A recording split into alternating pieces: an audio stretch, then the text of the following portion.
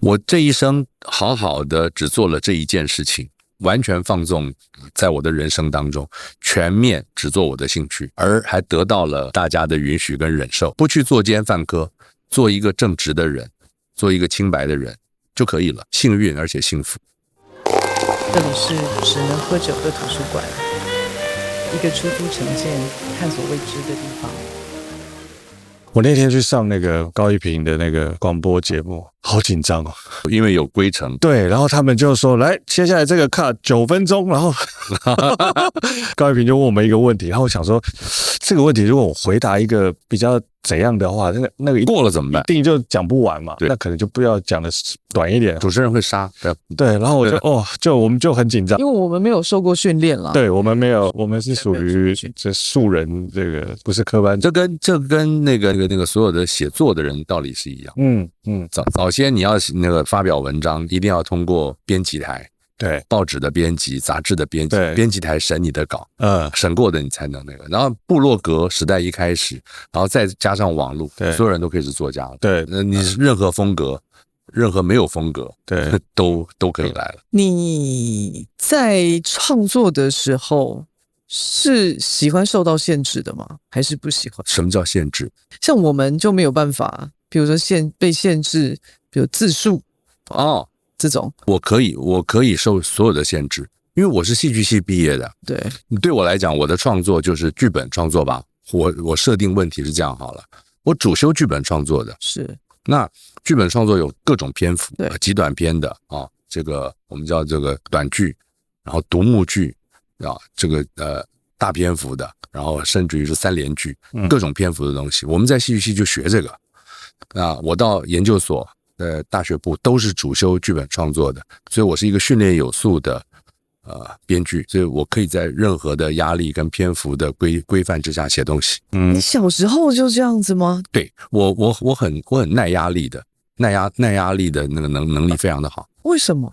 跟眷村的这种规律生活有关。我不只是眷村子弟啊。我爸爸妈妈都是军人。对，我刚刚就在想说，会不会是跟你爸爸是将军有关？不是，跟我爸爸是将军没有关系，跟他们是职业军人有关系。不在家，爸爸不在家，对，妈妈一个人要照顾我们兄弟2个，妈妈又要上班，妈妈在军中电台上班，所以我们的那个管理以及我们接受管理，能够配合管理是很要紧的，因为家里面没有帮手了。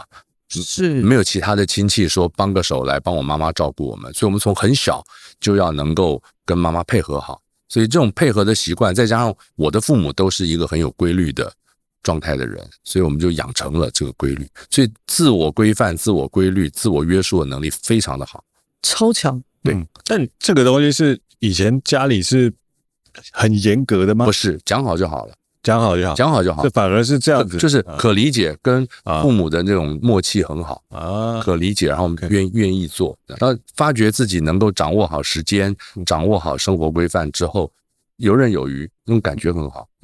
你小时候有叛逆期吗？有啊，当然有啊，就是讲了不太同意的这种东西有，但是你说生活呀、做人啊，不要太叛逆吧，因为我应该这样讲，我从国中的时候不太想甩人，不太想甩老师，不太想甩我妈，对吧？就是我喜欢画画，国中的时候特别喜欢画画，上课不太想听课，喜欢画画，然后喜欢听戏。自己一个人听戏，嘤嘤就唱，然后呢，听相声，嘤嘤就背下来，其他没兴趣的东西不太想甩，因为我听戏、听相声这个东西寻找到了我的归属感，也寻找到了我的那个叫做智能的需求的来源，比书本上还多。书本上这个单一的说法，那剧本里面、唱词儿里面、戏的内容里面，那个宇宙更大，所以我觉得我很投入到学习啊。而且我的学法比学校教的东西还要缤纷呐，所以这种叛逆就跟我老师啊、跟妈妈之间不太配合的好，所以国中毕业给我的沉重打击就是考不上高中嘛，因为你跟整个制度配合不好的话，你就考不上。其实你是个自学的孩子，我非常觉得我自己的智能被我自己照顾好了，我的知识也都到位了。但是我考不上高中这奇特吧？因为你没有照我没有照他那个考试的规范去读嘛。对。然后到高中好多了，因为我非常喜欢我的教官，我非常喜欢我的音乐老师，尤其是我的音乐老师，跟这2位老师配合的特别好。后来我特别喜欢我高2以后的国文老师，所以这3位老师成就了我的高中生活吧，跟这个怎么讲，跟教育制度这个齐步走的那个关系就比较好一点。高中算是长大成人，然后我军人家庭的这种素养，跟教官喜欢派我去出的公差，到这个校外去当司仪啊，青年节大会当司仪，双十国庆当司仪，这种事情，这种露脸的事情都被我办到了。军训好嘛，那个基本训练好嘛。所以我怎么看都像是那个高中毕业要送陆军官校的那种，怎么看都像。真的哎，你知道我们就在做功课的时候，我们就觉得说，怎么会有一个这么刚正不阿的人？根本就该去陆军官校。对，就是看起来就很妙，就是早期的我们看那种军人应该有的样子，就是那种我爸爸所有的朋友都劝我，对，唱戏有什么前途啊？你背个相声，你要当魏龙豪吗？可能吗？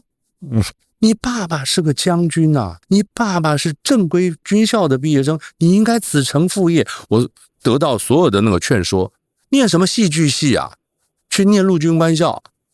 我不要，问都不要问，我不会去考军校的。我1次考不上戏剧系，2次考不上戏剧系的这个过程里面，一直被游说嘛。那你要不念陆军官校，能念政战学校嘛？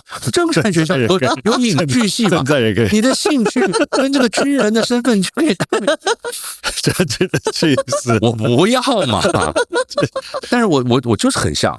我就是很像，这个就很妙的，因为后来2008年王伟忠跟赖声川合作《宝岛一村》这个戏，我跟屈中恒跟宋少卿我们一起演了3个家长，这个眷村里面3个老兵。因为《宝岛一村》2008年开演之后，你到现在我们第16年巡回，我又多当了16年的兵啊，穿了16年的军服，我确实很像老兵。很特别，因为我用到我的演艺事业上，因为我父亲也是军人，这从小也是不苟言笑，但我觉得我完全就没有那个不苟言笑的那个样子。对，你也住眷村吗？我没有，因为我爸爸不是眷村长大的，他没有安排你们住在眷村里面，就是可能没有，因为那个住眷村就是那个军职人员，他要接受这个安排，他愿意把他的家属安置在眷村。没有，他们从小没有，所以我们就一直都住外面。然后我妈以前也是中正理工学院，所以就是我从小是在那个一堆军人制服中间长大的，就是那感受是一样的，都会闻到那个味道，就是那个一堆军人在那边喊操啊。那你为什么没有正气凛然的样子？我没，对，很奇怪，胡子留出来就。因为所有的军人，中华民国所有的军人只有一个姓蒋的有留胡子，所以其他的留了胡子的都不像。没有。因为我在左营出生长大，左营是22个眷村的联合体，你向左看，向右看，向前看，上下看，全部都是军人。对，早上起来听到的声音就是军队在出操的声音，放的是军歌。我在从小的这种自律的状态下，对，其实到了让我上台北来念戏剧系的过程里面，制造出不少的痛苦。因为在规范里面，在顺序上面习惯了，而戏剧的学习它是非常需要奔放的，非常需要跳跃的。然后我在班上就变得很慢，跟同学那个很多调皮同学的反应，我得出了一个简单的结论：原来念戏剧系全部都妈坏孩子，像我这种好孩子念戏剧系是很痛苦的，都是坏孩子，这是一个笼统的感觉了。对。我有听过你说，就是你大4的时候，宋少卿是大1，坏孩子，你讲出一个戏剧系的经典的坏孩子的名字。可是你当时你说的是说，你觉得他那个时候就有一个浑然天成的一个宋少卿的浑然天成，不放在戏剧系讲，他这个家伙要做我们这个行业，浑然天成。我这样讲啊，我是一个很努力的戏剧系学生，我不会，我想要会，我想要靠近这个学习的环境，我想要进入这个学习的环境。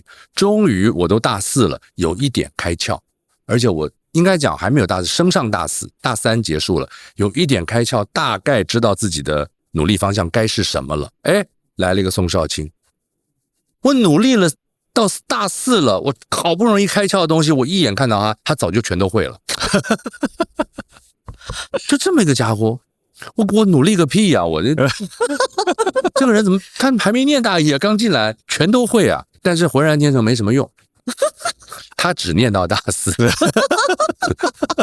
我们学校就规定要念到大5才能走毕业制作。他大4，然后那个学校说你不用再来了。哦，因为坏是吧？不是，因为他浑然天成，他可以那个自成一格，因为他浑然天成，他浑然天成。你为什么会这么想要走戏剧呢？你那个时候的坚持，我不是在坚持什么，这跟我要往回推一点有关。我小时候我刚刚不是讲，我小时候想画画。对，第一个启发自己在创作上面的那个原来这是我要的东西，是色彩，是线条，画画。OK， 涂弄 OK， 然后呢，涂弄，发觉自己走到了一个状态中，我需要翻山越岭了，考上复兴商工美工科，我妈不让念，因为她在台北，我说我要上台北念复兴商工，不让就是不让。你想要国中毕业就自己一个人去台北不准，我让你去考是让你自己可以肯定自己，你自己可以有一个知道自己的能力。所以从那天之后我就不太画了，我就自己就涂鸦了，我就不太再好好画画了。可是呢，不好好画画之后呢，我不是讲我国文老师跟我的对应出了一个非常好的一个发展，每个礼拜要交一篇周记，生活周记。我有一天呢，就是在那个生活感想那里啊，自发性的写了一篇还不错的散文，谈情怀的一个散文。我国文老师批改的时候跟我说，你这个就完全做对了，从现在开始，以后每一周写一篇这样的一个东西来，其他你都不用再写，你就写这个，每个礼拜写一篇来，我好好看。所以我就受到鼓励了，我就写文章，老师很仔细的评论我的文章，跟我讨论这个东西的那个线条啊、色彩，他等于是在带我写文章。以及我同时遇到了音乐老师，我喜欢唱歌，唱男低音，唱混声4部合唱团，规矩的哟。我们那个老师是东北人，他跟着孙立人将军来台湾的，教的都是最正规的大合唱曲，所以我在音乐上面开了窍，我在创作文字上面开了窍。那我应该念中文系了，我应该念音乐系了，或者我重拾画笔念美术系了。终于，我觉得说话这件事情，表达用语言表达这个事情，统合了我所有的兴趣。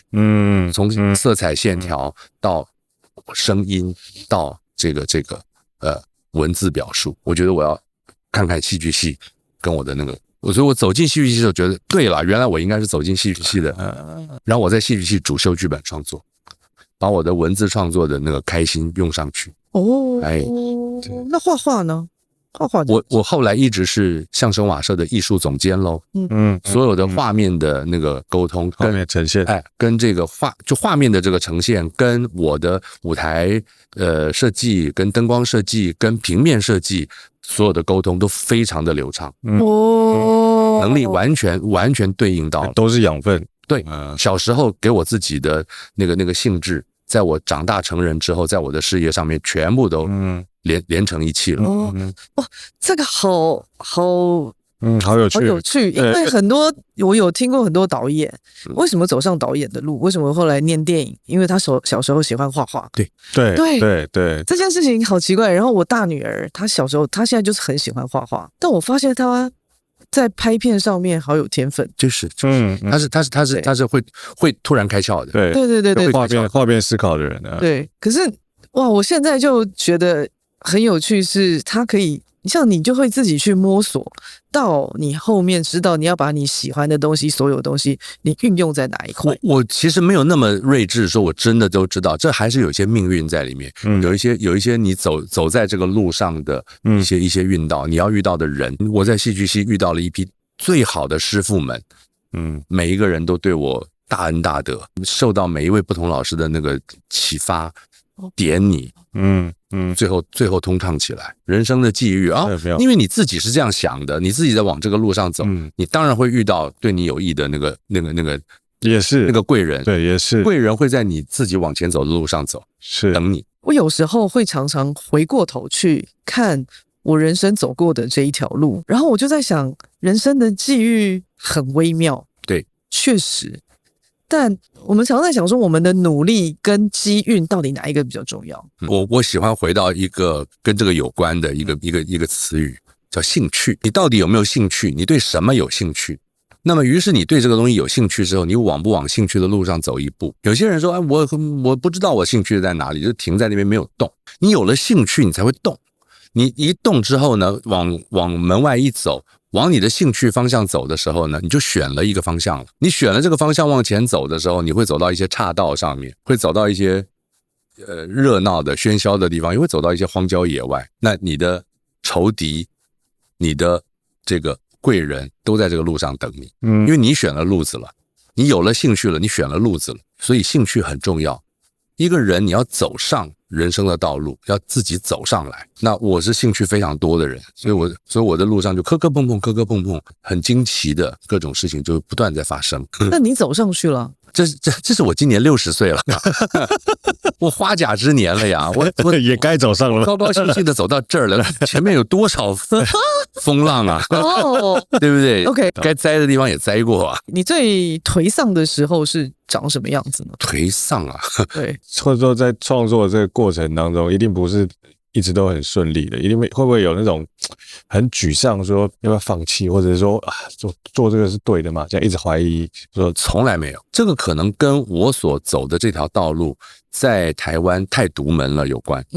剧场、对戏剧对，就已经是一个小众的事业了，是它不是太多人在从事。在我们这个国家，大家都在那边晶片啦、AI 啦、医学院啦，对，大概就这几个大宗，连这个大家对于比较稍微有文艺感的是男生认识的都不多。对，我们3个人，我们现在一聊天的时候，我们都是比较有文艺感的人。我知道这个社会上很多人对文艺感的人都没有接触过的，他不晓得什么叫啊，这人讲话怎么不像这个时空的人，就是我们这种不像这个时空的人，所以这个形容蛮有趣的。少数人，对我们自己活成一个少数人的样子，选了一个少数人的事业，在这个少数人的事业里面呢，又有点孤鸟。因为呢，我选择了一个特别钻研语言表现的项目。戏剧啊，有很多人会跟电影混淆，或有些人会跟舞蹈混淆，他要跟舞蹈跨界，表现出很多肢体的东西，或他要跟影像跨界，在他的剧场里面有很多投影啊、色彩这种东西。我不是，我喜欢我的剧场是黑盒子，一桌二椅2个人上来说话，这是我的戏剧主张。我认为戏剧是语言的艺术，戏剧是语言的艺术，舞蹈是肢体的艺术，电影是画面的艺术啊，绘画是线条跟色彩的艺术，那个建筑是空间的艺术，所以戏剧是语言的艺术。所以我在这个基本的概念之下，我觉得相声瓦舍我的事业是走在很纯戏剧的这个路子上，我就在同一个点上持续努力，慢慢是我自己越来越有信心，越来越知道我自己走的路上是对的，也因此我就变成独门事业了。我的伙伴比较少，我的同行比较少，大家那边分啊，我是说相声的啊，我们是漫才啊，我们是 stand up comedy， 都认为是不同行。我认为这些东西应该是汇整起来是一个总的力量，所以你越分越少的情况下，我这一派的见解是几乎就是独门生意了。相声瓦舍几乎被我做成了一个独门生意，没有竞争。我自己每天早上起来，这是我最近这一阵子做的事情，每天早上起来写一个小段子，我规定的，就像上班一样，醒过来头脑清楚了，肚子不饿了，写一个小段子再去搞别的事情，我应该要这样做。不然一个人觉得自己做剧场，觉得自己演喜剧，觉得自己是个作者，活到60岁了，你还不能每天写一个段子，你对不起自己啊。所以军人的这部分自律自我要求发作了嘛，是个军人的儿子，是个眷村子弟的那个部分又发作了嘛，所以很好，这都是人生一路带过来的行李，连军人的这种自律都可以用上。对，你觉得你自己在这个自律的背后啊，你对你自己的要求这么高？你觉得我不觉得高我觉得正常发挥而已，正常发挥，我不觉得它高。那你觉得原因是什么？就是因为我觉得有时候大家常常会做很远大的梦，比如我想要去哪里，我要干嘛干嘛。我也有啊，我也是。对，那在做的时候就会想说啊，早上起来好像今天天气没有很好，不然我们就会睡个懒觉，或者就是他总是会有一些很容易想要放弃的时候。有啊，但是不会想到放弃啊。就今天偷懒，对，今天等会儿再说好。有，但是你今天这样想了，明天就会觉得，昨天你这样想过了，赶快起来，不能每天都这样。就跟我的身体状况也是一样啊，我现在吃了巧克力，那巧克力很好吃啊，对不对？我吃个巧克力好了，明天昨天吃过巧克力了，小心一点。我现在连吃白饭都要计算，对不对？那个白米饭多好吃啊！很久没有吃上海菜了，弄个鳝糊，对不对？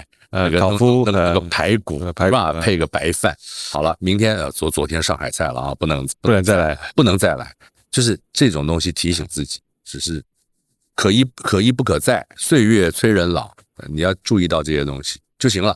你说要偷懒，可以偷懒，不能天天偷懒，所以你不天天偷懒，偶尔偷懒情况下，你的调剂就已经形成了，你就不会有那么长远的、经常的沮丧，更何况。我这样说，我觉得自我实现就是这样。你早上起来，你就好好写一个小段子，那个身心愉快的那个程度是不可言喻的。写完会开心的，高兴高兴。懂。所以我明天早上想，昨天那么高兴，我今天再高兴一点，会上瘾的会叠加上去的，会上瘾的。我刚刚问说，你最颓丧的时候是你最颓丧的时候是什么？几岁？如果这样讲，就其实我的事业很重要，因为我24岁创办相声瓦舍，对，一路上没有顺风顺浪，但是得遇的贵人很多，让我好好的能够一直走在这个路上。但是呢，有几个重大事件摧折相声瓦舍，是很沮丧的。我们跟这个新舞台，台北新舞台有一个非常好的伙伴关系。新舞台是辜振甫先生建造的。他的父亲辜显荣先生在这个附近，有一个新舞台，辜显荣先生盖的，然后被美军炸掉了。辜振甫先生在台北东区，在这个 A11不 A9，就在那个 A9的景隔壁那一块，是中国信托大楼，对，以及新舞台。新舞台从开幕的那一天，辜怀群教授就辜先生的女儿，就是馆长，就邀请我跟宋少卿来担任开幕的主持人，并且要演出。然后接下来就等于是培养相声瓦舍在他的这个剧场里面职业性的、经常性的卖票，然后相声瓦舍的票房、相声瓦舍的节目、相声瓦舍的观众，花了20年的时间在那里培养的羽翼丰满。我就觉得让辜怀群教授就是我非常好的一个贵人。他不知道为什么，我说来，因为我真的不知道为什么一个盖好的剧场要拆掉。剧场不应该是100年事业吗？我观察到的这个部分令我觉得非常不开心。辜振甫先生走了，那不晓得是那个谁讲话有用的，不晓得是不是姓辜的人决定要卖掉那块地。我听说卖了100亿，光那块地卖了100亿。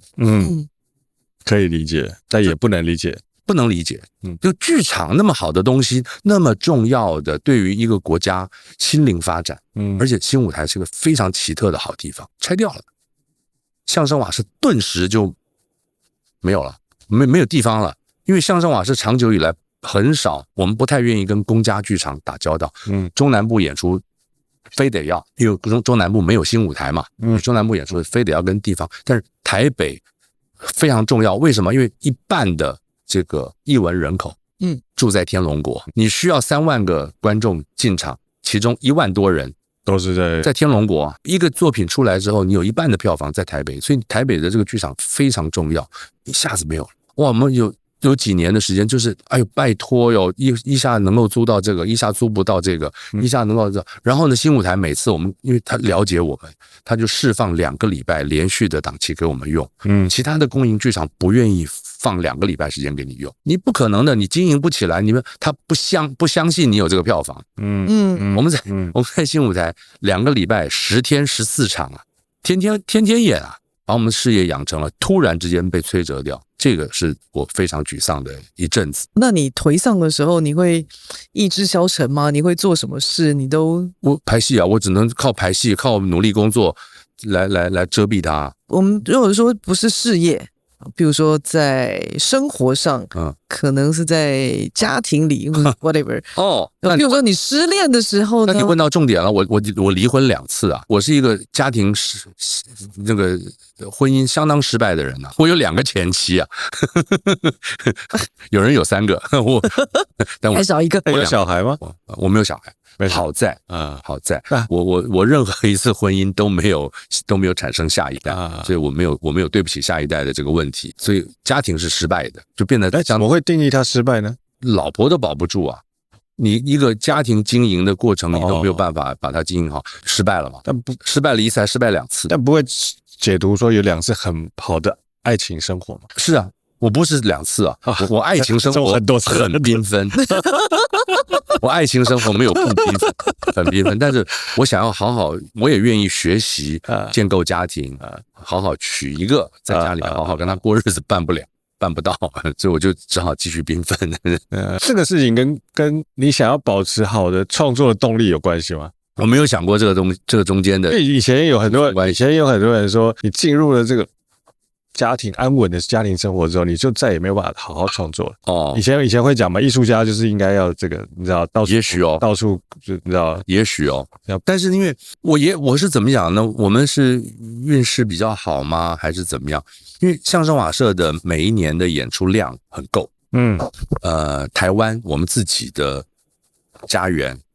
各地一定要跑2圈，不是1圈，要跑2圈。那么经常有人要邀约我们去演讲，所以经常在外头跑。对，而是近20年来又有一个宝岛一村。对，这个宝岛一村的运动量是很大的，他每一年都有2个月的时间一定在国外，因为他的目标是华语地。对，可能美西要去一下，美西、美东去过2次。对，新加坡去过2次。澳洲都去过，对，然后每一年必去中国大陆，4个城市以上，对，4个6个，今年讲话，我们今年要去7个城市，所以运动量很大，所以生活很缤纷，很艺术家，很在外面冲州撞府，对，你跟那个 NBA 球员差不多，对，很在外头跑，所以够野了。这一次你们在学子堂开了这堂课啊，我觉得很有趣，因为我在看那个课程里面有很多，我觉得好像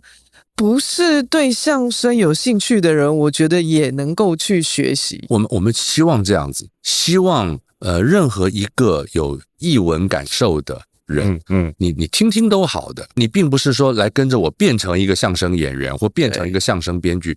我的目标反而不是这样，就是你有一个生活品味的需求，对于一个生活艺文感受，你需要一个艺文感受的人来听听这个都好。因为我在里面花了很大的篇幅谈观念，谈感受，感觉是心法。对，讲技术的篇幅不多。你要有技术，这个技术含量最在哪里呢？我觉得就是跟我排戏，或你写个本来，我帮你看，写一个本来，我跟你在本上帮你修改之后呢，我来看讨论到底这个本要怎么样进化成个可演的好本，这是一个技能性的，或者是我们真的有机会的话，跟我排戏，在排戏的过程当中，自然而然的就会看到很多东西。反而这个学子的这个线上课程呢，比较多的篇幅是心法以及观念。感受，对，还有就是我开了一些阅读方向，自己可以努力的方向，提醒这个学员们自己可以去下的功夫。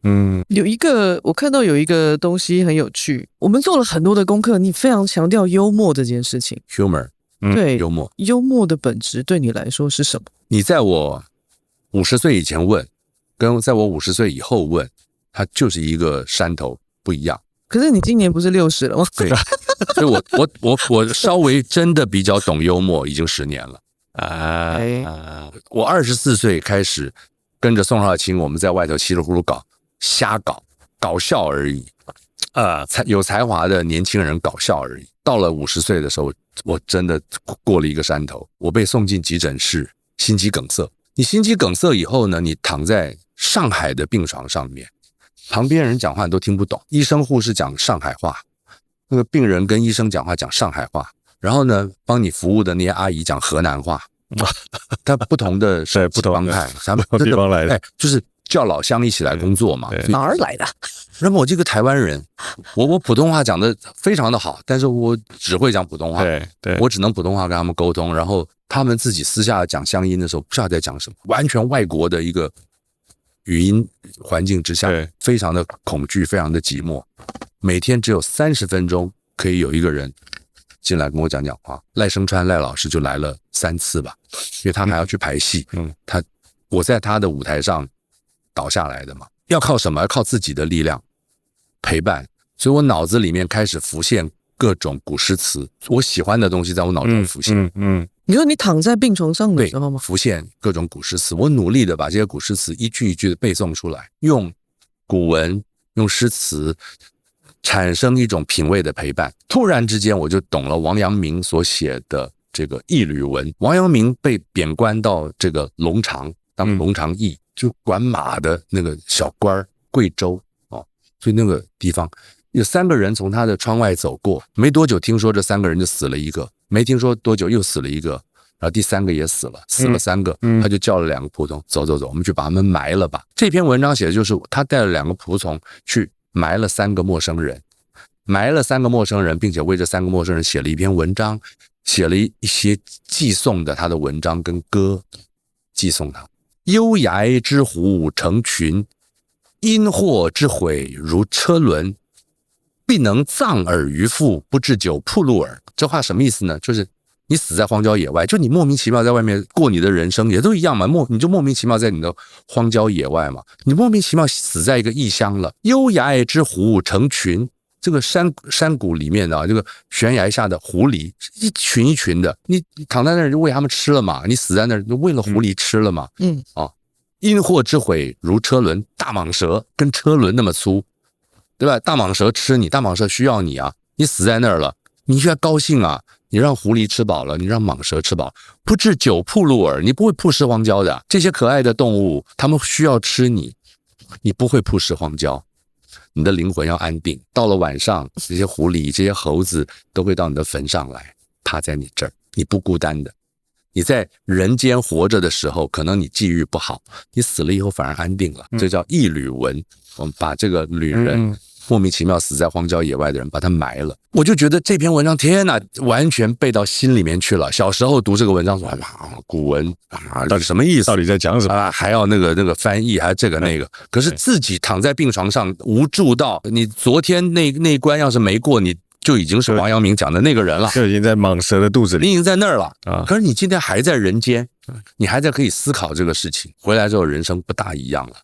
我只能这样说，过那一关之后，回来人生不大一样。真的比较懂林语堂所说的 humor 是林语堂把它翻译成幽默的，它原来是一个英文 humor， 林语堂的这个当代汉英这个词典翻译成幽默，幽暗的幽，沉默的默。在看不清楚、听不太懂的情况下了然于心，所以幽默的本色是黑色的。我们常说 black humor， 黑色幽默，幽默它就是黑色的，它是因为这个死亡而带来的一种感受是什么呢？这林语堂解释的非常好，你明知自己必死，在你还没有死的时候，诚恳的生活。这个叫做幽默。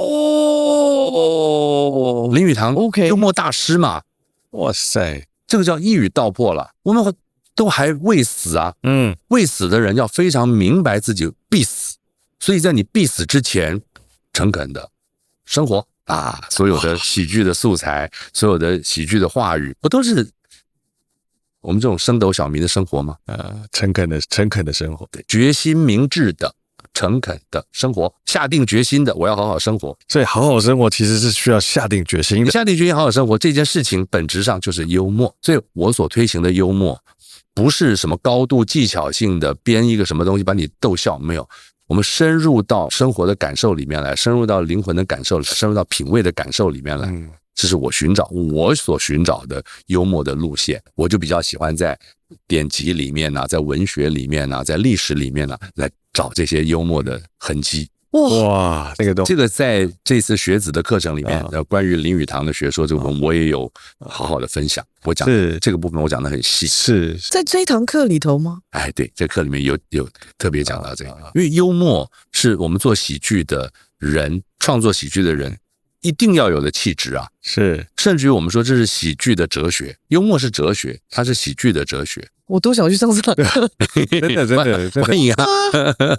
我刚刚听完真的有震撼到，因为幽默不搞笑，剧种不写实呢？对，又是什么意思呢？写实这个事情呢，剧种不写实，对相声或我们喜剧的这个剧种，它仿佛应该是写实的。你不是日常语言吗？可是呢，所有的日常语言被喜剧演员或喜剧作家锻炼过、锻造过之后，它要特别的精准。它的节拍特别的精准，或我们说喜剧本身它就不写实的，哪里有人在生活当中10分钟有5个笑点的？2分钟必须要有个笑点，10分钟就有5个笑点，不合理，不合理嘛，那个不写实嘛。所以，可是呢，喜剧你在极短的时间里面，在剧场里面看到喜剧演员演出段子短短的很多笑料，这本身就是不写实的。你必须要经过非常严格的挑选，严格的节奏，来呈现它。所以很多人传述错误，就是聊天啊，就是我们那个像日常生活一样讲话呀，我们就能呈现啊，乱讲。所以我们那个台上即兴啊，乱讲，所有的即兴都是在 studio 里面即兴，不是在台上即兴的。其实本人都写好了，本要精准的不得了，所有的观众所看见是精准排练后的看似即兴的东西。它不是真正你在台上掰，所以这个剧种不写实是这样子。幽默不搞笑，幽默是在深层的灵魂深处讲有道理的，不要去做那种技术性的搞笑。人物不对称呢？人物不对称，因为专门这指的就是逗哏跟捧哏。因为这2个人的那个永恒关系，这是我们前辈艺术家所留下来的一种关于这个剧种的智慧嘛。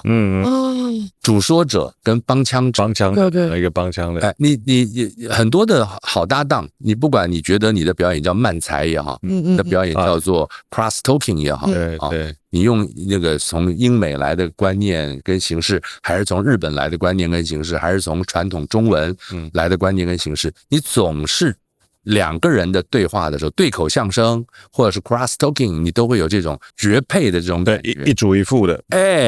我们前辈大师2位魏龙豪跟吴兆南就是一对绝配，是很妙的绝配。那我也曾经有过一个绝配，就是宋少卿。我们2个像阴阳关系一样，曾经有过我听到了。就我的人生当中，因为曾经有过这样的一个绝配，也使得我的人生非常的圆满。我觉得，所以不会再有了吗？我不能这样子否定我现在的搭档们啊，我现在的搭档们也很优秀。石一修啊，玉田石兵卫啊，乃至于年纪最小的巫明如啊，他们跟我这个一起上台的时候，我都能感觉到他们那种，我跟阿刚老师一起说一段了的那个如沐之情，我很喜欢啊。我希望在他们之间都能再找到那个绝配的感觉。以前被宋少卿遮蔽了，因为我有了一个宋少卿嘛，我有他就好了嘛，被他遮蔽了。宋少卿本身就是一个很亮的一个对不起，再也没有宋少卿了，对不对？我就要在别人身上找到这种关联吗？不可能。那上台不受控呢？上台不受控的意思是说，如果你在这个所有的规程下，把你自己所有的东西都填满了，都弄好，你上台之后只能照本宣科背词儿啊。所以上台之后呢，你还要摆脱掉这一切。像我这种自我控制非常好的人，上台之后要把这一切东西全部都忘掉、摆脱掉。那多难？不容易。我不能说他不容易，不能说他容易。但是呢，这是一念之间。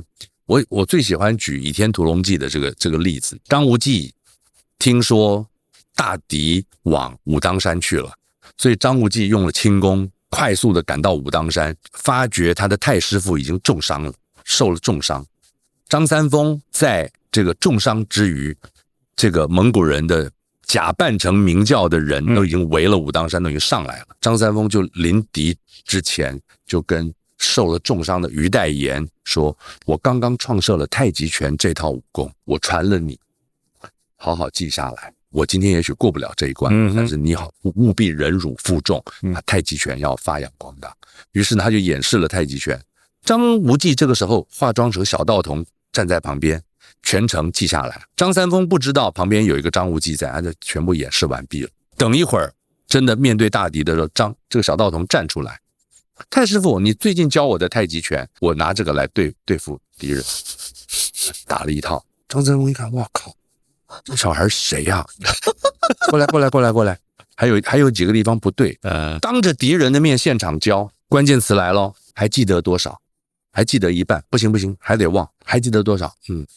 还有一点点没忘，不行啊，现在忘光了，资质真好，忘得真快，现在可以上了。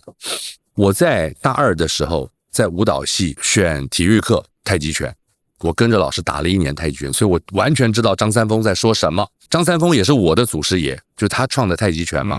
对，到后来你得把拳脚的那个姿势招式全部忘掉，才能自在。太极拳讲究的是一个自在，虚灵顶劲，讲究的是心法而不是招式。你招式都会了，然后你得把它忘掉，忘掉之后临敌也好，或者你的心态也好，就自在。所以我讲的也就是这么一个原因，你都会了嘛，剧本都背下来了嘛，所有的招式都会了，所有的方法都会，上场了，对不对？上台之后，对不对？忘掉它，不受控，不要受控。你是一个受控的人。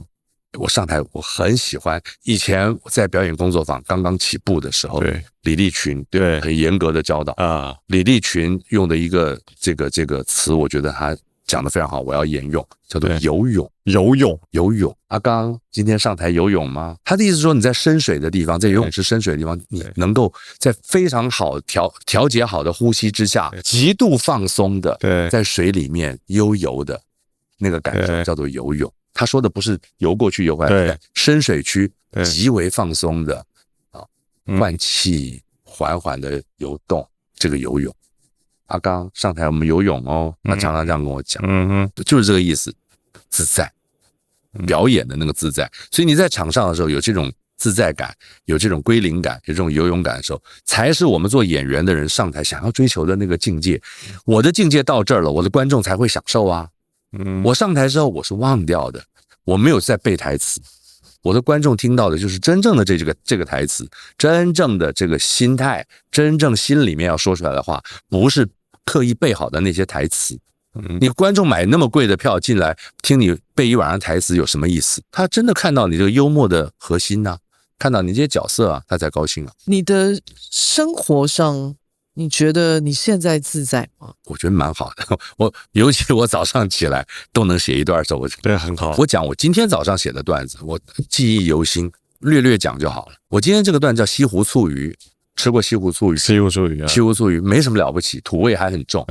为什么土味很重呢？它要用那个酱料盖土味嘛。对。那西湖醋鱼很重要的一个这个关键是鱼还活着的时候呢，要放在西湖里面。用篓子把它关着，饿它，好让它身上那个土味再排除掉一下。那个鱼是饿到干干净净，然后再去宰的。所以呢，我今天这个段子是有一个泥鳅在那个笼子外面遇到那个草鱼，小泥鳅跟那个大草鱼的一段对话。大草鱼说：“你给我进来，我吃你。”小泥鳅说：“哎，那你还记不记得你上辈子是谁呀？”什么？我上辈子是谁？我是大草鱼，你小泥鳅，你过来，我吃你。哦，你已经忘了。我跟你讲，你现在等一会儿就被抓上去，要被做成西湖醋鱼了。你怎么知道？我当人的时候，我吃过几回呀？我原来是当过人呢，但是因为我做人不像样，所以被贬了，要当畜生。我要当500世的畜生。这个500世下来，我这个牛马鸡鸭，这各种鱼虾螃蟹我都当过。现在我越来越小了，因为我的罪孽已经都偿还了，所以我越来越小。我已经小成一个泥鳅了。接下来呢，我可能变小虾米啊，变细菌，最后我就灭。我就没有了，我的那个钱债就偿还完了，我才自在。我虽然讲西湖醋鱼，但我讲的是这个观念，是一个寓言。最后就被问，那你是谁？这个我当人的时候，他说你那个凭什么记得？你那个不是转世投胎应该喝孟婆汤吗？我就是因为当人不像样，所以我当畜生我要被折磨。他不给我喝孟婆汤，让我记得我当畜生的一生一世的所受的所有的折磨。那你到底当人的时候是谁？毕姓赵吉。外号叫宋徽宗。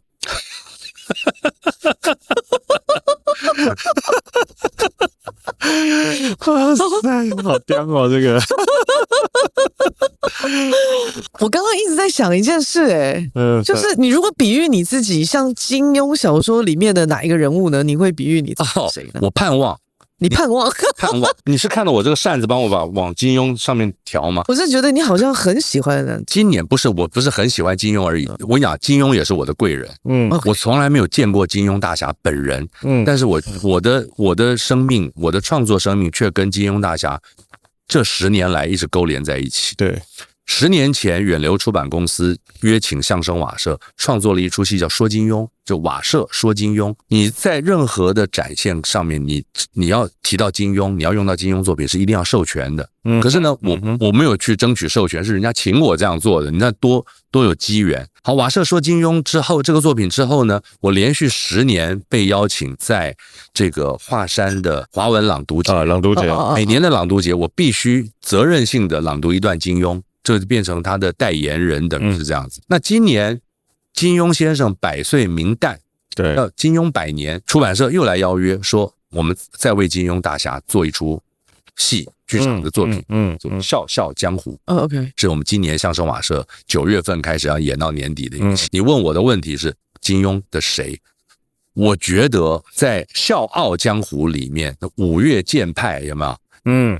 那些掌门人，《笑傲江湖》所笑话的是那些掌门人们，五岳剑派的5个掌门人，再加上青城派的那个掌门人 ，and 日月神教的任我行那个教主，任我行就是他讽刺的就是这些当掌门人的人，就你们这些掌门人大大小小左左右右的那个样子，最被讽刺到极点的是令狐冲的师傅，华山派的掌门人岳不群，伪君子，比左冷禅这个真小人还要可恶。左冷禅就摆明着他是恶霸，任我行是摆明着他就是要吞食天下。对，这个于沧海他摆明着就是要徒弟们抬他的轿子。可是呢，岳不群君子剑，道貌岸然，骨子里面干的是恶事，更坏更黑。这些掌门人当中有一个我特别欣赏，南岳衡山。衡山的那个平衡的衡，南岳衡山的掌门人莫大先生。为什么？莫大先生是个音乐家，他是个掌门人，但是呢，他跟他的门派的门徒之间的关系就是，你们认我是掌门人就可以了，你们尊敬我掌门人可以了，我也没有压迫你们，我们松松的关系是松松的。我们衡山派人也不多，大家关系松松的，但是感情很好就可以了。然后他自己呢非常悠游，他自己本身就是个笑傲江湖的人，很自在。拉着琴唱戏，别人有点看不上他，就是这个人他也太普通了一点。要欺负他，要跟他过招的时候，他的琴杆一抽开，里面是一把软剑。他也是个剑术高手，你也不能把他怎么样。但他不会端在那儿，他绝对不端，然后也没有阵仗。跟令狐冲是好朋友，就是这样的一个掌门人，是我非常欣赏的。你又扛着一个掌门的责任，又要带领一个门派的兴衰，但是呢，你武术那个本领高强，但是又不跟人家交恶，又能够真正的笑傲江湖，我非常欣赏。也不需要表现出我武功高强的样子，不需要那个。这是一个修炼。我就很欣赏莫大先生。当然，另外一个人是一个境界，我还没有到更加。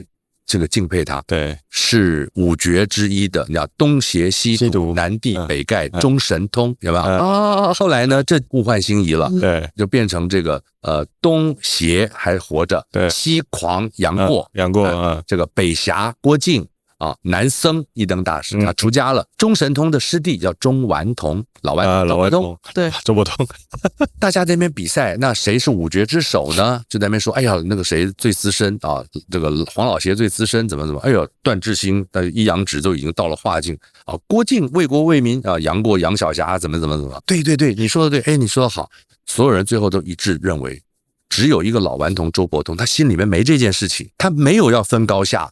我们每个人都觉得我比较高，他比较低，或他比较高，我比较低。每个人都在那边分高下的时候，老顽童就觉得，对，好，老顽童完全开心的，完全是放松的，所以他的心态最为广阔，他看不见高低，他心中没有高低，这个我还做不到。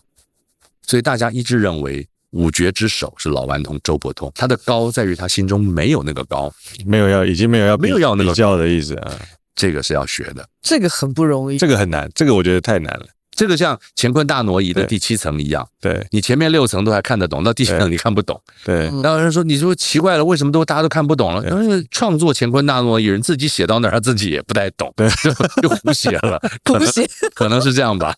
这个事情，老实讲，这个是我觉得这是超难。不管生而为人呢，你在家里啊有兄弟姐妹，你就要比较嘛。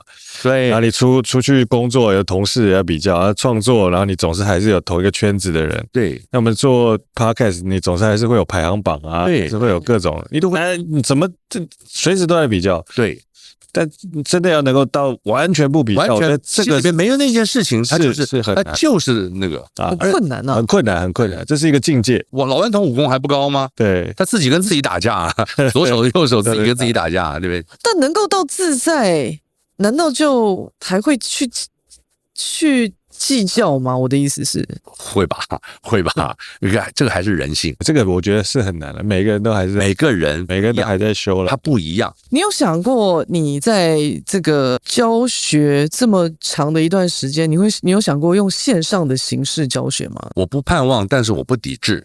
我喜欢看到人。我是一个老派人。这个我承认，我出生的那个年代，我还是属于战后婴儿潮这个时代，1964年年底生的，所以很重视跟人的那个见面3分情的那种交往。所以我跟学生讲话，有学生坐那儿听课的时候，就是见面3分情。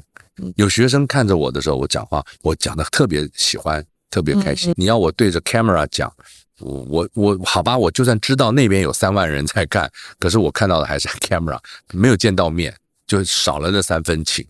OK， 所以我就并不特别盼望。但是现在的经营模式，还有就是我觉得教学教了这么多年之后，终于能够统合一下。是统合在一个比较主题性的观念下，因为我教很多课程，对，我在学校里面的课门类很多，有剧本创作的，有导演课的，有这个剧场史的，我在多所大学的不同阶段教过各种不同的课程。那这一次呢，学子的规划是说，就是喜剧、相声这个路数，就相声瓦舍这一门的内功心法，这是我一次很好的机会，让我自己整理收束出来，能够端这一套菜，这个我自己看一看，我自己端得出来端不出来的这个考核是很重要的。在我来到这个年岁的时候，能够把它为大家做了这个事情，我觉得很有意思，开心。但我觉得也很棒，是因为就是我觉得老师创作历程这么长，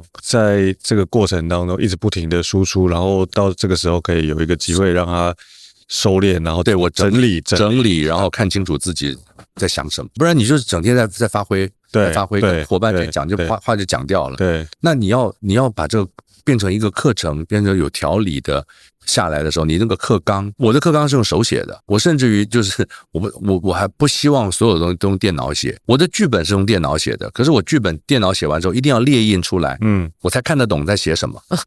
我懂。我是纸本人，我纸本人，就你一定要纸本，我才真的知道那个意思。我所有的课纲都是写下来的，所以你到时候在那个学子的这个课程里面看到我的时候，我都有一个笔记本在我眼前，那是真的，我的真的笔记本，是我要看着我的笔记本的课纲，才知道我下一句话是往哪个方向走。我看了老师之前的也有一次的演讲，你说语言是诗化的、写实的、解构的，是。那你自己在回看你的人生，你怎么去看冯翊纲这3个字？它是诗化的、写实的还是解构的？比较接近诗化的，它是一种比较古典的，比较不在我们这个时空的一种造作的状态。我小的时候就被我的其中一位老师评论过，我的大学的第2位剧本创作老师杨仁凯先生。杨仁凯很有名望的一位，他是《时报周刊》其中一任发行人，他应该原来是副总编辑，然后总编辑，然后社长、发行人。他是《美丽佳人》杂志的创办人。杨仁凯老师就给了我4个字，阿刚，今之古人。今之古人。老师讲的话，我始终记得。杨老师已经走了，所以我是一个诗化的人，莎士比亚式的语言啦，就是那个人从嘴巴里讲出来的话，不是日常语言，是押韵的，是有结构的，或者我们是戏曲人啊，那个讲出来的话都对仗的。那你在做相声瓦舍的时候，你有说过一个东西是要让自己开心，对，然后也可以带给大家欢乐，对。但这个事情，我觉得在现代，尤其是像我们的听众，常常会有一个问题：自己很开心的时候，他会担心一件事，就旁边人会不会不喜欢我？这个思考是多，然后他带给大家开心的时候，他会说：那我到底有没有在做自己？没有，这个思考是多余的。怎么说？我们扮演角色都是这样子。我举这样的例子，有很多人长久以来戏演不好，原因都在这儿。明明他该演的这个人物、这个角色，就是他所呈现出来的样子就好了。他已经背了台词了，他只要做这个剧本上所设定的那些事情，经过排练之后所应该讲好的那些话，上台说他就好了。没有，他非要多一个考量。哎呀，我这样说观众懂不懂啊？哎呀，我这样说的时候，观众有没有看到我的侧脸有帅帅的呀？你多了这个思考之后呢，观众是不晓得你在想什么，观众只会觉得你怪怪的，你有个东西没传达出来啊？你怎么演出卡卡的呢？因为他思考里面多了那一层不属于他角色的东西。所以你刚刚举的那个例子，我觉得我就用这个来讲，你该讲什么，你该诚心诚意的端出什么东西来，你在家里都想好了，或你这个平常自我训练、自我要求都已经达到了，你做出来就好了。不要去考虑说我这样讲观众会不会接受啊，我那样讲后观众接受，那我自己还在不在？那都是多余的。然后对于角色而言，没有必要的东西。你觉得你在你的我想我称赞一下宋少卿，对，从来没有这样的思考。宋少卿是一个我讲话你还不喜欢我吗？他那个自信心是不是炸爆棚的？自我感觉良好，自我感觉永恒良好，永恒的良好。从他出现那一天，从他亮相的那一刻就良好了。我其实觉得，我从一开始碰面，然后一直到现在啊，对，我觉得老师很会运用语言。不是我很会运用语言，是我这辈子都在钻研这个东西。我做的事情，我这辈子来大概就是这样。我出生前，我妈妈就是电台主持人，对，我的胎教，对，我的胎教就是说话。我们前一阵不是常在聊说，我就常常觉得说，我们现在这个时代，语言是没有什么魅力的。很多人讲话，语言有魅力的人越来越少，越来越应该是这样讲，越来越不注意了。对，广阔的大众越来越不注意了。对，因为大家停留在自己的那个小方寸里面。对，那么他不太跟不认识的人是交往跟交谈，是他因为他都是打字完了以后，那几个点字出去了就出去了，收到了别人短讯息的，他短讯息时代嘛，即使跟他有交情有交往的人都是短讯息来回，他没有建构他的外部的语言，所以出现了很多这种好莱坞的这种作品啊，等于是替代人，有没有？你在家里面就这么躺在那边就好，外面是机器人在替代你生活啊，你的那个意志灌输在机器人的身上。我也蛮常在想说，是什么时候我们开始好像语言这件事情变得比较没有那么重要，或者是很随便，或者是说它能够让别人听得懂就好了。我是觉得语言没有变得不重要，它没有变得不重要，因为它是客观的，客观就在那儿。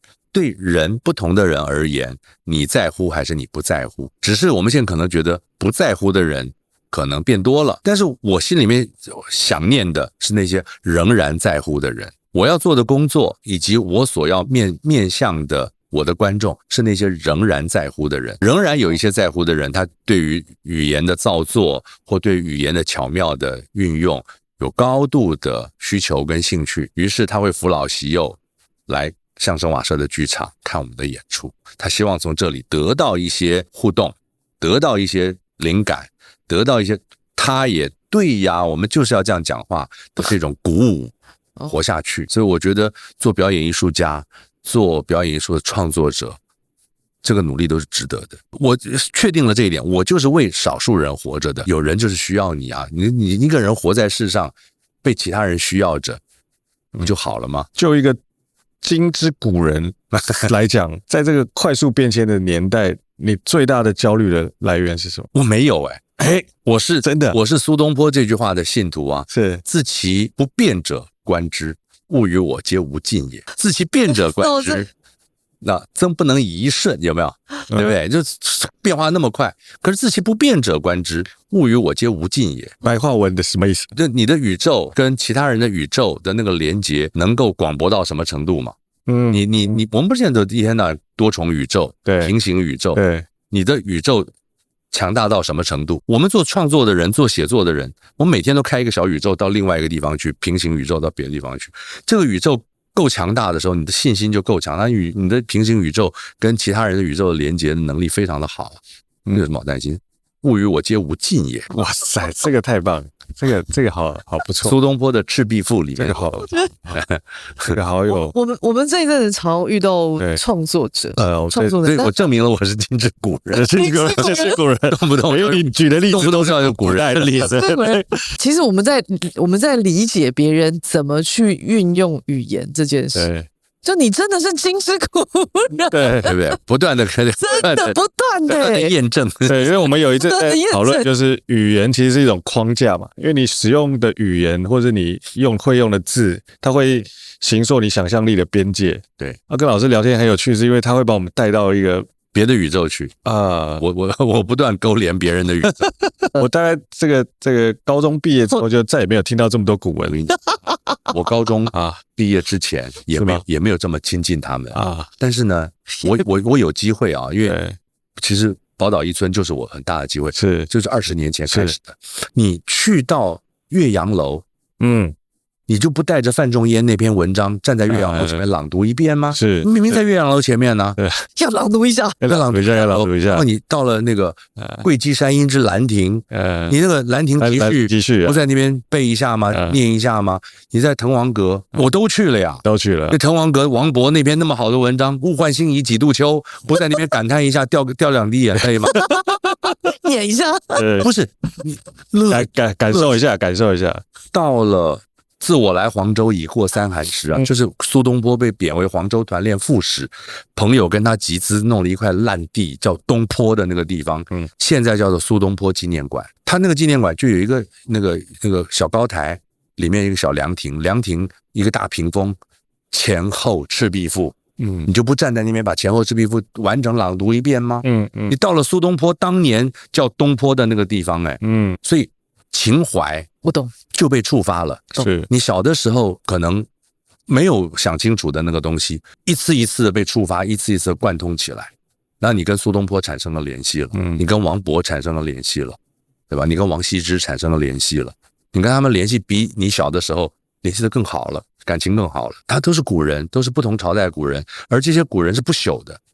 他的不朽都在他的文章里面，他们写下了千古文章。所以你如果愿意跟别人的宇宙、跟别人的心灵有这种契合跟相通的时候，我们要多做，你不要停在那里不做。对，这个就我讲兴趣，你对张惠妹有兴趣，那你就有兴趣嘛；你对王羲之、王勃有兴趣，你就有兴趣嘛。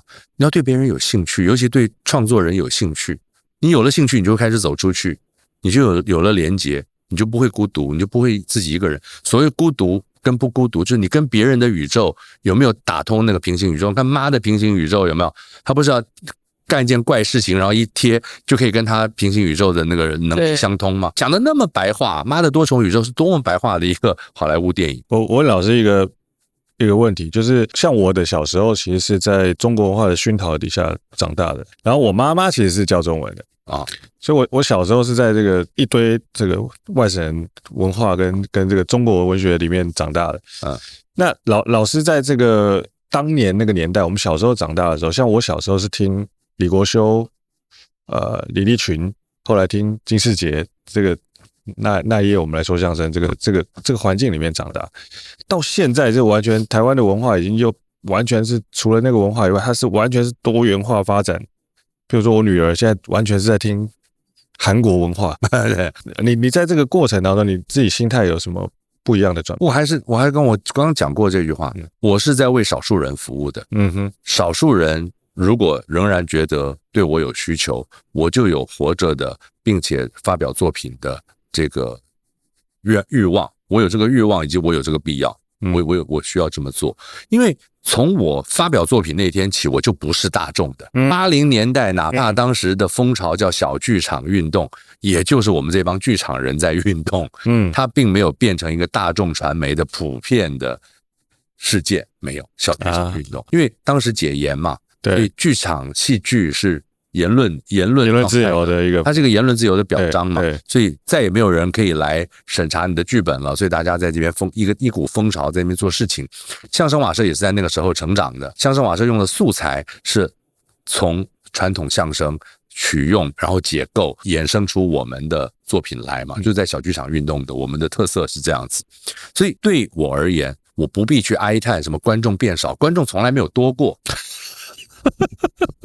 我不是综艺咖，王伟忠如何想要把我带到圈子里面去，我没有跟他走，所以我从来没有像王伟忠那样做节目，我甚至于没有办法像飞哥、像尼哥他们那样做。尼哥跟我是对我的提点，真是到了骨子里面。倪敏然的小徒弟就是御天石兵卫，跟着我一起做事情。所以倪敏然这么重要的人，他这么综艺咖的祖师爷级的人，我都没有跟上去说我做点倪敏然做的事情，做点瓜哥做点飞哥做的事情，我没有，因为那不是你，我没有那个欲望。他们都走在大众的那个范围里面，哪怕我们现在就直接说吧，伯恩也是这样的一路人伯恩想要做的是，他想要成为尼哥嘛，或想要成为飞哥嘛，或想要成为他自己嘛，但是我不是这种思维模式的人，我想要做的是我这种幽默，古人式的幽默，而这种幽默的人受众，在我开始的时候就那么多，你就知道它不是一个大众，不是一个大众的东西。所以这么多年下来，我始终在为这个不是大众的东西越来越精化，越来越精致化。有些人会说：“哎呀，刚你那个年轻的时候写的那个东西好好笑什么？”我说：“那毕竟就是我年轻的时候啊，你都已经说出来了。我年轻的时候在搞笑啊，那我现在上了这个年纪了，我还跟我30岁一样搞笑。”就没长进了，上一点年纪了，有我上一点年纪的这个自己的要求跟盼望。但你同时是一个创作者，也同时是一个经营者。对，那以经营者的角度来看，可以就行了。你不会想说我的这个剧场的创作要能够接触更多的人吗？没有办法更多呀，我可以推敲怎么样大概可以更多。我得诺贝尔文学奖的时候，就会外围的人就会来了，对吧？就好奇说我们哇，这个人到底在诺贝尔大师，对吧？俗气的不得了，我已经看穿了这个世界是俗气的不得了。你真正懂你的人，真正要追随你就是这么多，你为他们活好就好。我刚刚讲了一个春秋大梦啊，就是除非我得诺贝尔文学奖嘛，不是不可能哦。我有一天开车，记者跟我打电话，阿刚你是跟高行健很熟？我说蛮好的，高行健来台湾住在我家，他得诺贝尔文学奖。我说你等一下我停车，住在我们家的我的老朋友高行健得诺贝尔文学奖，就我跟诺贝尔文学奖这么接近，就住你家，住我家，是就这么接近，就这么近。对，我跟你讲，我曾经就有这种很奇怪的感觉，因为我跟那个金士杰排戏，排那个这个意外死亡，我们用了那个意大利作家达利欧佛的剧本，他就是那一年得诺贝尔文学奖。赖声川在办公室拿那个电话用英文跟这位意大利剧作家恭喜他得诺贝尔文学奖，我就说哇，我们跟诺贝尔文学奖好接近啊！我们的那个老师就直接跟诺贝尔奖得主用英文通电话，没过2年，高行健第一个中文创作者得诺贝尔奖，人家记者是打电话跟我证实，我说你知道吗？你不可能吗？没有什么世界上没什么不可能。冯玉刚的那个支架装了4个，我已经活过这些年来，我得诺贝尔文学奖怎么办？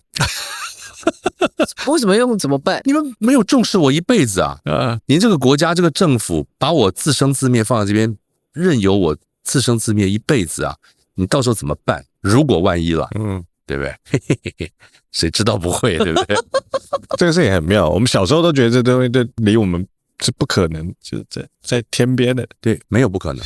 你说努力了一辈子，高行健都有机会以诺贝尔文学奖得奖者的身份来到台湾，迎接他的也是我用一个作品迎接他，我接受了那个报社的邀请，就是既然我们是有这种老交情，所以迎接高行健的那场晚会，就是以高行健的一个剧作呈现。我当那个戏的导演，跟张大春、跟王介安、跟宋少卿、黄世伟，我们这些人呈现了高行健的《夜游神》这出戏，他就坐在第一排。很想要请教金之古人啊，您就是走到一甲子，你像是人活一甲子就60，甲辰年，我是甲辰年生，走到今年又是一个甲辰年，人一生只会遇到一次。我不是张三丰，张三丰遇到2次，120年。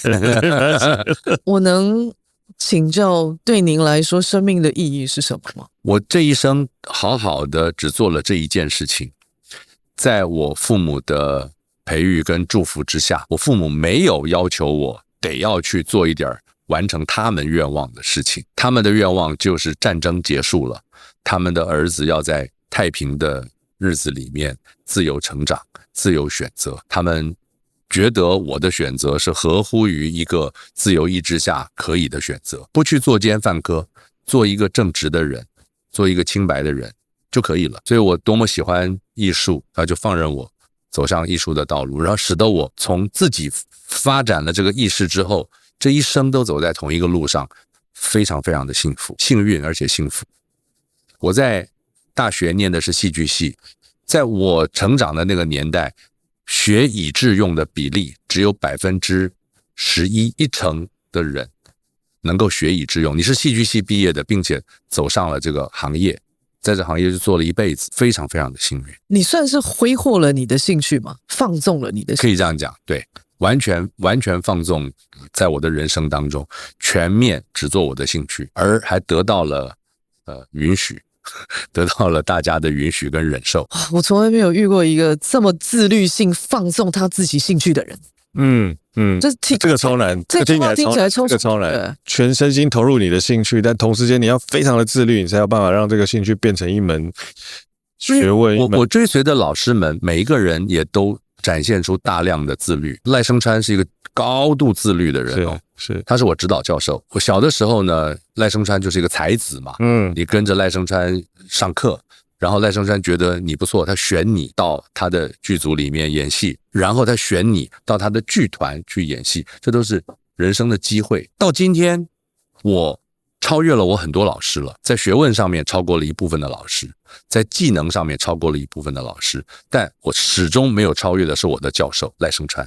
他孜孜不倦，每一天都还导戏写本。他2年前写来一个本，他邀请我，他说阿刚新写的剧本你看一看，我希望这个剧本的首演是你，剧本写的之好，你是盼望跟着赖老师拍这出戏，就这么一个自律的、孜孜不倦的，每天都有成长的这么一个榜样。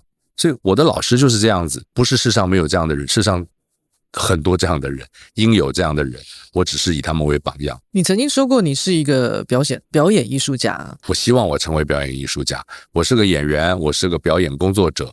如果人家心目中觉得我是表演艺术家，我很盼望。你是往那个目标前进，是？为什么你要往那个目标前进？如果为什么不能？我不是科学家啊，不是为什么就不能停在你是一个演员？是一个表演者但你想要成为一个往那个目标前进是表演的艺术家，因为我还不是老顽童嘛，我还在比较高低嘛，我还有一种高低差。我觉得表演艺术家好像比这个演员高级一点，有那种高级感，听起来比较帅。听起来，所以我还不是老顽童，所以我才说老顽童是一个可令人向往的一个境界。但我还不是，我还喜欢听到人家叫我表演艺术家，还颇喜欢。我开心。我是个说相声的，对。但如果你叫我相声大师，我会突然美起来。对，我自己不敢称自己相声大师，因为那是一个地狱。你自己认定你是相声大师了，你就准备下地狱吧。是，差不多要挂了，你就不行了。对，你没有发展，你自己没有发展空间了。对。但别人如果这样叫我，自己偷偷高兴。因为我还不是老顽童，你就还差了什么？还不是老顽童？就我如果把这个东西高低差都忘掉了，真的只创作，真的只做事，所有的名词的称呼的高低差一律都不存在，那就是老顽童，就回归才真正自在，回归人最基础的存在。我来到这个世界的 purpose， 对，是什么？对，你在是一个不管是本省人、外省人、客家人之前，你是一个台湾人，是一个地球人。对，然后你在创作喜剧、相声、各种剧场的表演之外，你就是一个剧场创作者、创作者、剧场人，哎，回归到最原始的状态，有那个欲望。因为你看啊，你这样讲的也非常好。剧场人这个称谓是我们念戏剧系的时候进入到这个北艺大戏剧系，我们以前叫国立艺术学院，进这个学校的时候，我们的老师反反复复会用剧场人鼓舞我们，称呼我们，希望我们形成一种意识，形成一种自称，我们是剧场人。我今天一直有一个在内心有一个感触，不好意思，因为我最近其实处在一个发散期，我个人，他自己乱七八糟的一个，我自己处在一个发散期，我也没有急着收拢，我也没有急着整理我自己的思绪跟状态。那我今天问你的问题呢，其实都是我内心的困惑。譬如说我们45了，我们要卖50，那我怎么去回看我40、30、20的自己？那我又怎么去期盼我50、55、60的人生？那我要期许我自己能够走到什么样的程度？那这个其实是我好奇在听我问你的问题，你的过往，你的颓废是什么时候？你怎么去度过的？你怎么走上你的兴趣的？你怎么这么坚持在笑声戏剧这一条路上？我要再讲，我没有坚持。我只是顺应着我的兴趣。可是对我们来说，看起来好像得要坚持什么吧？没有，我真的每一步都顺应着我的兴趣，以及顺应着走在兴趣的路上，得到贵人的扶持，得到仇敌的这个仇敌，很多仇敌，这些仇敌，我如果把它当作逆向菩萨，当作力量一个力量，对，看不起我们的人，宋少卿啊。那就是等下宋少卿变成仇敌了吗？不是仇敌啊，他是我的逆向菩萨啊，逆向菩萨，这么样的锻炼我呀。我刚刚前面讲了一个关于新舞台，我失去了新舞台这个剧场，是我非常重大的摧折。我失去宋少卿，难道不是我这个世界上极为严重的摧折？是啊，是我必须要，我就是承认他就是啊。我刚刚讲了嘛，宋少卿也是一个迷障，有宋少卿我就迷恋于跟他的这个搭档关系，看不见其他人的好。宋少卿这个迷障拿掉之后，我眼中尽是他人的好，必须要，因为我要开始重用所有的人，所以我必须要看清楚这个事情，我不能恨宋少卿，我要喜欢他，我要喜欢他。在我人生中这个过程当中，他必须离开这一点，是我的逆向菩萨。对，感谢他。对呀，他陪我走了30年，是，然后现在必须离开，很好。你喜欢你自己吗？